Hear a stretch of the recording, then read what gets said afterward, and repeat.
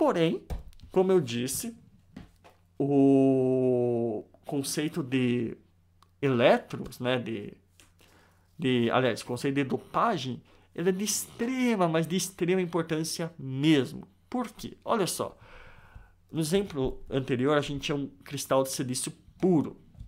Agora eu pego e dopo ele com fósforo, ou seja, silício tem carga mais 4, fósforo tem carga mais 5, ou seja, ele tem um elétron a mais, um elétron de sobra, ou seja, meu N é maior que P. Note que ele pode ser muito maior que P. Né? Eu posso inserir vários átomos de fósforo. Nesse caso, eu só tenho um, porque é um exemplo, tá? Então vamos pegar esse exemplo. Tá aqui bonitinho. Esse elétron pertencente ao fósforo, ele é fracamente ligado, tá? Ele só tem uma força eletrostática ali, ligando ele. Então, a possibilidade de movimentação dele na cadeia é grande. Tranquilo? E olha só, eu coloco um campo e esse elétron, ele começa a se movimentar.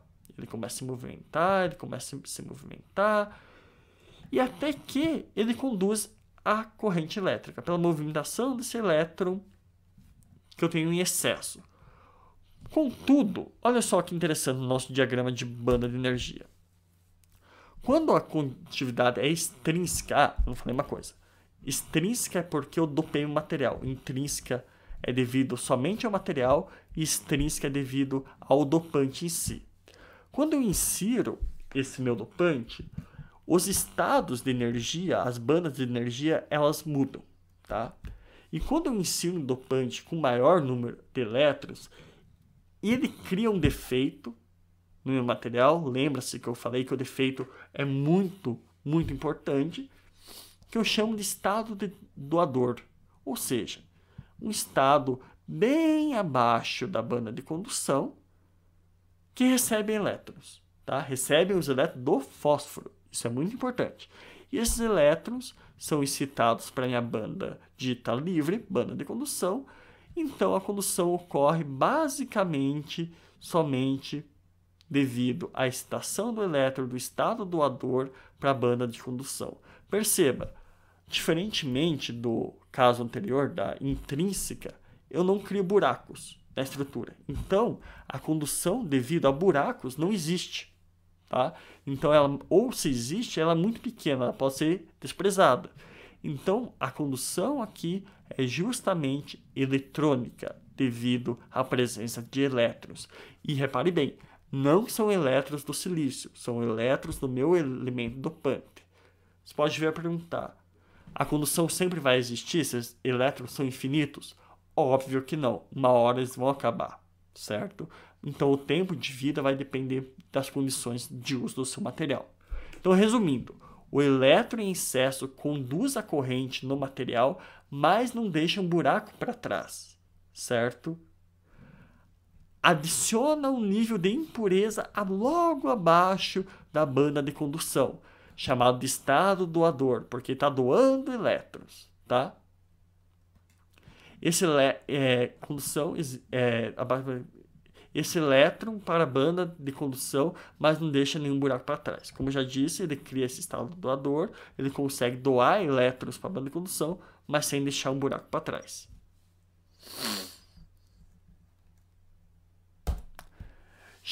Mas aí você pode perguntar, poxa, esse meu elemento que eu dopei, ele tiver uma carga menor, ou seja, uma carga positiva maior, né? Uma falta de elétrons, no caso do boro. Inserir o boro na minha rede cristalina. Olha só, o boro está aqui. Por si só, ele tem um excesso de carga positiva, que a gente vai chamar de buraco, correto? O buraco está aqui. E olha só o que acontece. O buraco, ele interage com os elétrons do silício, certo? O buraco se encontrava aqui no primeiro. Apliquei um campo magnético. O elétron do silício preenche o buraco vem para cá. Então, a condutividade extrínseca do tipo P, ou seja, porque eu inseri um elemento com mais carga positiva, ela ocorre devido a movimentação de buracos e não de elétrons na minha banda de condução. Ele ocorre justamente, olha só, ele cria um estado receptor, tá? Um buraco.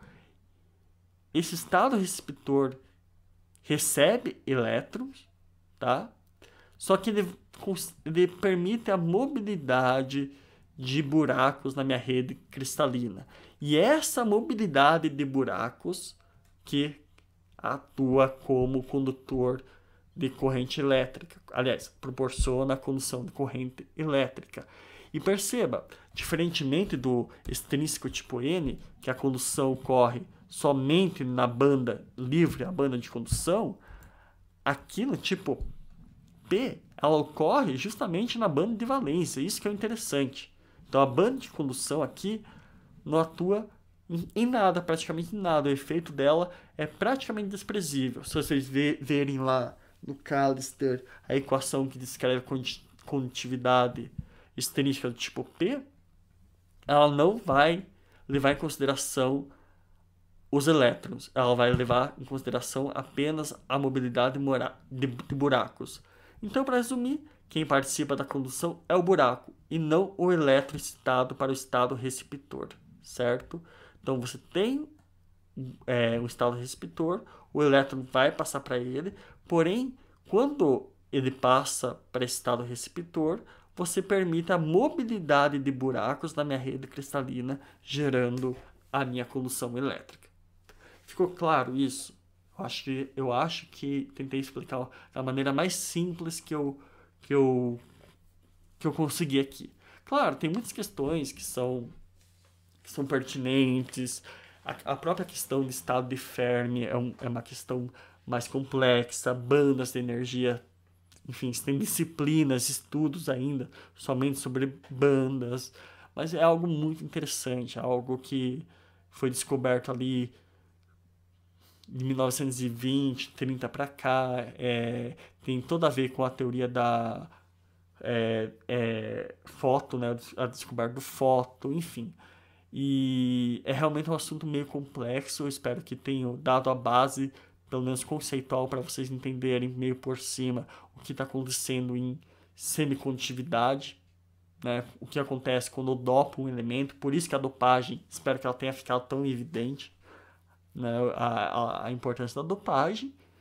E é isso, basicamente em relação a semicondutores, é isso, né? É o que vocês iriam ver em curso de ciência dos materiais introdutório, certo? Bom, em relação a propriedades magnéticas, que também são importantes, eu dei uma ênfase, né, a essas duas propriedades, a dielétrica, aliás, a semicondutora e a magnética. E a polarização elétrica, né? Aliás, a polarização magnética, a gente tem uma analogia com a polarização elétrica, ou seja, uma orientação, certo? De dipolo, você tem uma carga negativa ou positiva, aplica um campo, eles vão se orientar conforme o campo, correto? E a magnetização consiste justamente na orientação de dipolos magnéticos devido à ação de um campo magnético. Perfeito? Simples assim. Já pegaram uma bússola? A bússola se orienta conforme o campo magnético da Terra. Isso é orientação, isso é magnetização, isso é orientação, tá? E é bem simples assim. E a gente tem essa orientação magnética, a gente tem devido a dois motivos principais. Primeiro, pelos elétrons que orbitam o núcleo, ou seja, a gente tem momento magnético orbital, e a gente tem pelos elétrons girando ao redor do seu eixo, ou seja, a gente tem um momento magnético associado ao spin do elétron. Então aqui a gente tem momento magnético associado ao deslocamento do elétron em torno da carga positiva do seu núcleo, e outro momento magnético associado à sua própria rotação, ou seja, o spin do elétron, tá? Então, bom, é basicamente isso que eu gostaria de falar de origem de campo de momentos magnéticos. Então a gente vai ter duas contribuições. Isso é importante, dependendo da aplicação. Quanto mais fina for a aplicação, mais vai mexer no momento magnético do spin do elétron, tá? E é basicamente isso, certo? Então vamos falar um pouquinho agora sobre diamagnetismo. Agora a gente entendeu um pouquinho dos conceitos de magnetização. Eu simplesmente vou passar esses conceitos, não vou entrar em detalhes, tá? E é importante que vocês tenham essa definição, porque elas são muito recorrentes na literatura, enfim. Esse aqui é o diamagnetismo. Ele também ocorre em alguns materiais, tanto cerâmicas avançadas como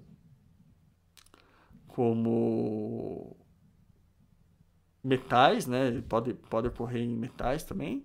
Mas enfim, ele é uma forma muito fraca de magnetismo, que não é permanente e persiste somente quando o campo magnético está sendo aplicado. Ou seja, apliquei meu campo, obtive minha orientação, retirei meu campo, a orientação volta ao seu estado original. Ele é induzido pela mudança do movimento orbital dos elétrons, devido ao campo magnético aplicado. E a constante magnética, né, menor que 1, ou seja, o dipolo se opõe ao campo magnético em si. Então, você tem um campo magnético em uma direção, a direção de orientação que você vai obter é oposta, né? E apesar aliás, o sentido, né? A direção será a mesma, o sentido será oposto. Simples assim. Já o paramagnetismo, os dipolos se alinham ao campo magnético, tá? Também o efeito se perde após a remoção do campo. Cada átomo possui um dipolo magnético permanente devido às camadas internas não completamente preenchidas com elétrons emparelhados, ou seja, a gente vai envolver aqui spin eletrônicos, né? Possuem dipolos magnéticos, porém isolados uns dos outros. Não há interação entre esses dipolos internos, tá? E essa falta de interação separa os materiais paramagnéticos dos materiais ferromagnéticos, certo? Bom, aqui eu tenho um diagrama, né, de como que a gente vai ver isso daqui, né?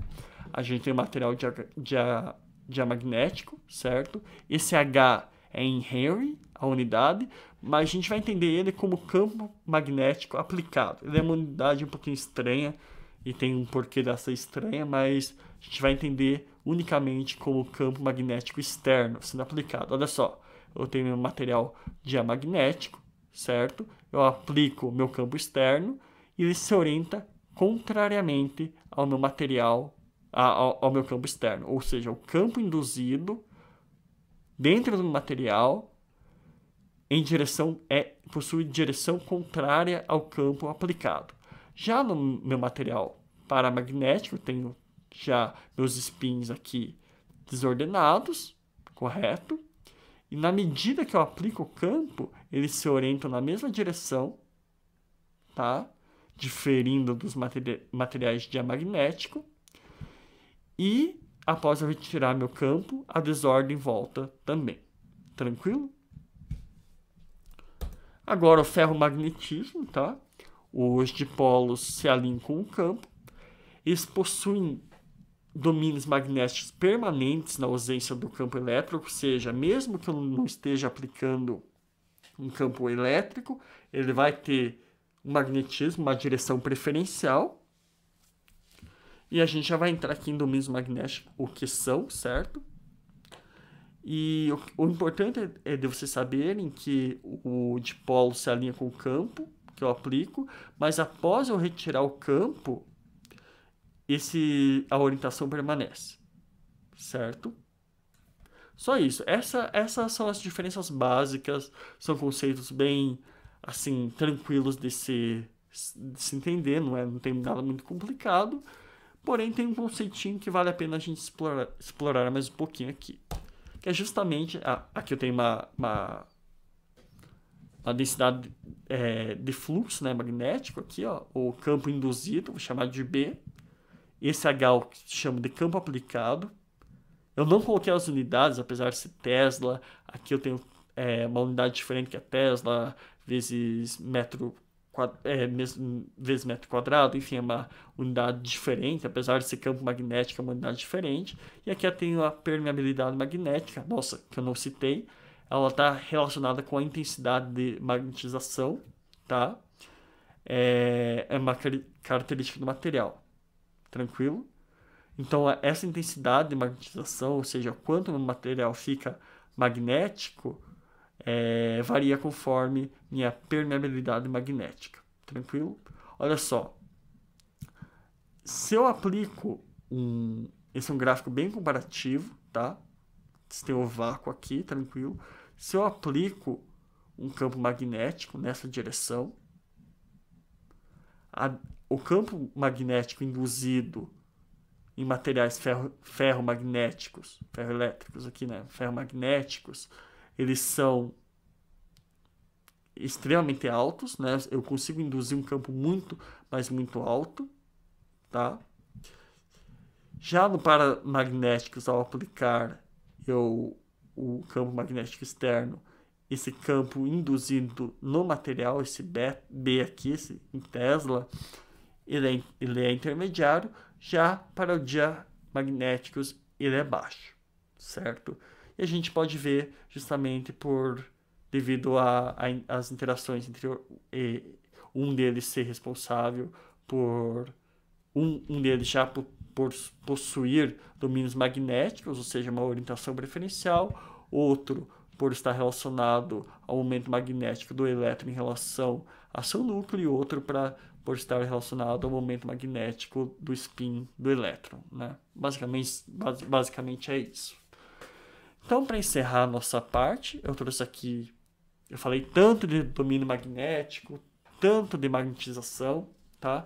E a gente vai ver um pouquinho dessas curvas de magnetização que são muito importantes para entender cerâmicas avançadas. Primeira questão, em relação a domínios magnéticos, que são regiões, certo? No teu material, por exemplo, grãos, no caso de cerâmicas avançadas, que eles já têm uma orientação preferencial. Eles possuem orientações distintas. O material em si, imagine, você tem lá do começo da aula aquele pellet cerâmico. Esse pellet, ele apresenta grãos. E cada grão, bem entre aspas, pode apresentar uma orientação preferencial, tá? E essa divisão de orientação preferencial eu chamo de domínio magnético, correto? E isso daqui é uma curva de magnetização. Vamos tentar entender ela um pouquinho melhor. No início dela, lembre-se que o H é o campo externo e aqui é o campo induzido dentro do material. Eu tenho meu material com vários domínios magnéticos. À medida que eu vou aumentando a intensidade do campo externo, eu vou orientando esses domínios magnéticos até que eles vão se perdendo, se possuindo a mesma orientação e então desaparecendo, sendo que nesse caso a orientação do meu campo induzido vai ser a mesma do meu campo aplicado. Tranquilo? Essa é uma curva de magnetização. É bem tranquilo de se ver isso, né? E a tangente dessa curva dá justamente a nossa permeabilidade magnética, tá? Tranquilo? Perfeito.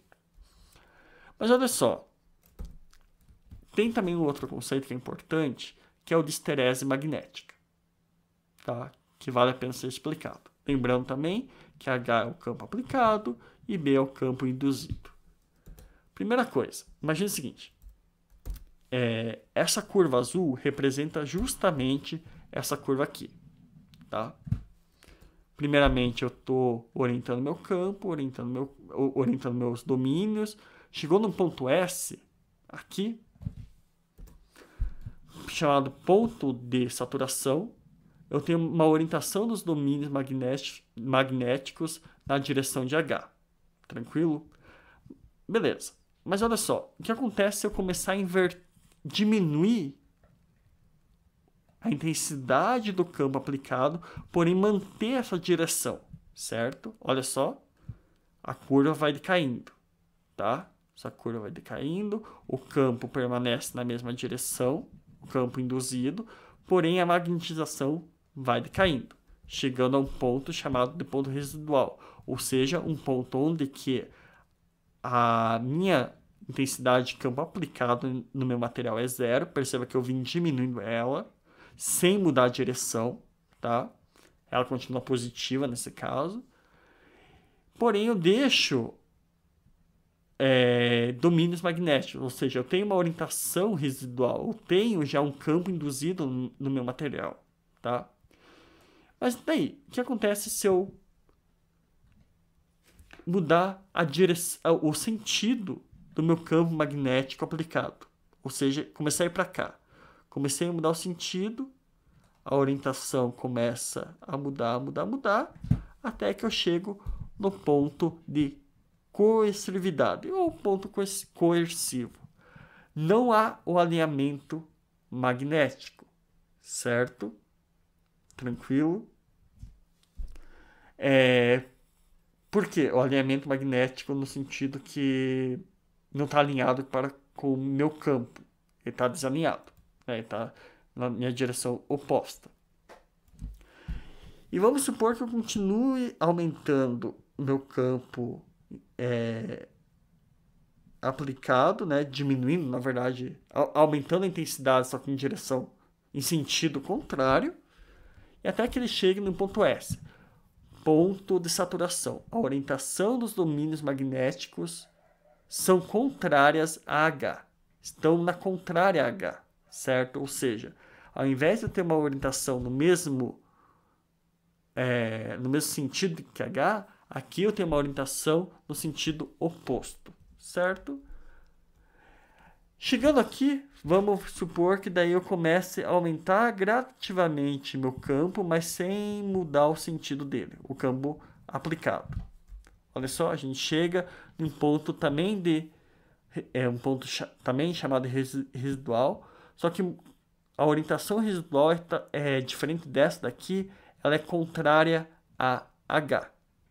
E, por fim, se a gente começar a aumentar de volta meu campo, se a gente começar a montar de volta meu campo, eu chego em outro patamar aqui, onde não há um campo magnético induzido, certo?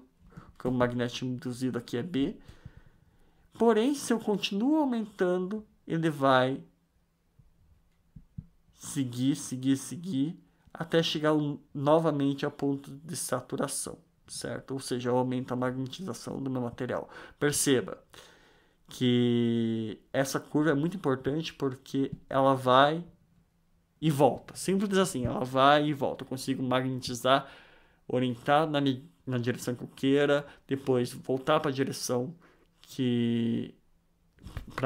inicial, enfim, a gente consegue manipular isso bem, tá? Tem alguns parâmetros que a gente consegue tirar dessa curva, que é o coeficiente de magnetização, o tamanho da esterese magnética.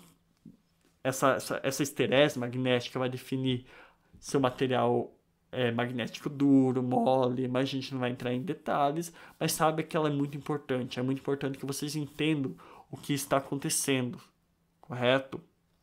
E, bom, em relação à esterese magnética, é isso que eu tinha para falar, tá? Se eu tiver mais alguma coisa, eu coloco nos slides depois, certo? Dou uma arrumada, tem alguns errinhos aqui nos slides, mas de ortografia depois eu arrumo, eu escrevi meio na pressa. E essas são as referências. Bom, espero que a aula não tenha ficado muito longa. Eu trouxe também essas referências arrumadas aqui, eu vou adicionar algumas a mais. Eu espero que eu tenha sido claro, pelo menos um pouco, nos conceitos que são importantes para cerâmicas avançadas. E é isso. Eu vou disponibilizar a aula gravada para vocês, tá? Espero que vocês gostem. Aproveitem e tirem dúvidas daí na nossa aula dia 2, se eu não me engano. Obrigado pela atenção, galera, e tenham uma ótima noite e um ótimo final de semana para vocês. Beleza?